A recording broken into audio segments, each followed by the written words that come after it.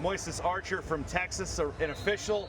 Been around wrestling not that long. Quickly, what's kind of the origin story, how you got involved in the sport? So, all right, so it started in high school.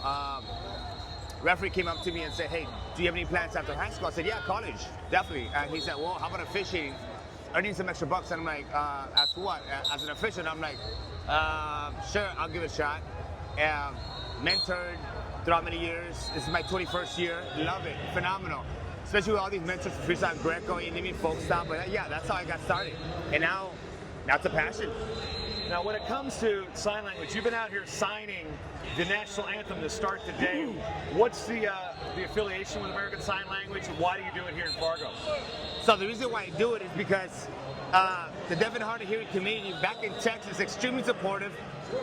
It's a lot more discreet at some point, but at the same time, I feel like they should be showcased a lot more. Especially, I know last year I was here, there was a few deaf and hard of hearing wrestlers, and it was more of an honor for me to be here, not just that, but also to interpret during the match as a referee.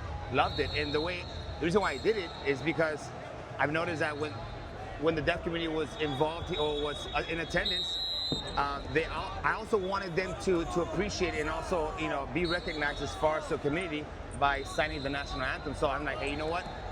Let me get to it. I picked it up since I already know sign language. And the reason why I picked it up is back in college, I saw a deaf and hard of hearing individual in one of my courses. He had an interpreter, and I'm like, you know what? Let me just pick it up, just as a hobby. Picked it up, loved it. Now I got 19 years doing it, enjoy it, and yeah. Have you worked in any like the Deaf Olympics? There's wrestling involved in them. Have had that opportunity yet, or has that presented itself? So I'm glad you asked that question. So I'll keep it very small. Yes, it's going well, but I look forward to being more of an advocate for that. Okay. Yeah. How would somebody go about learning how to do American Sign Language? Oh, great, and I'm glad you asked that. There's two things. One is being involved with the community where you're at, as far as the deaf and hard of hearing community, and reaching out to them. Another one, the way I did it, is I went to this place called a library, and also I got a book. I learned it on my own, or there's also online. You can go to aslpro.com.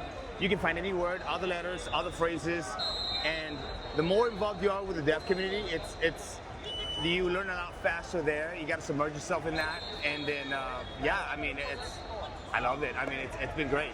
Jaden Cox has been an advocate because he's been dealing with his own kind of hearing loss, and he said he's been ahead of the game, and he's been working with ASL. And what does it mean for you, somebody that's been in that community for a while, to see an elite level athlete kind of also open his own world, be like, oh wow, this is something I'm going to deal with. I'm getting ahead of the game.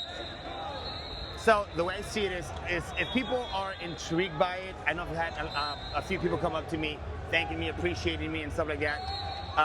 One thing I do have to say to Jaden Cox, it's learn your basics, right? Learn your letters, learn your numbers, and not just that, but I look forward to sharing a few words with you if possible. And if there's any way that we as officials or as spectators can learn like a few words, like thank you, yes, no, wrestling, right? Or America, right? So that will go a long way.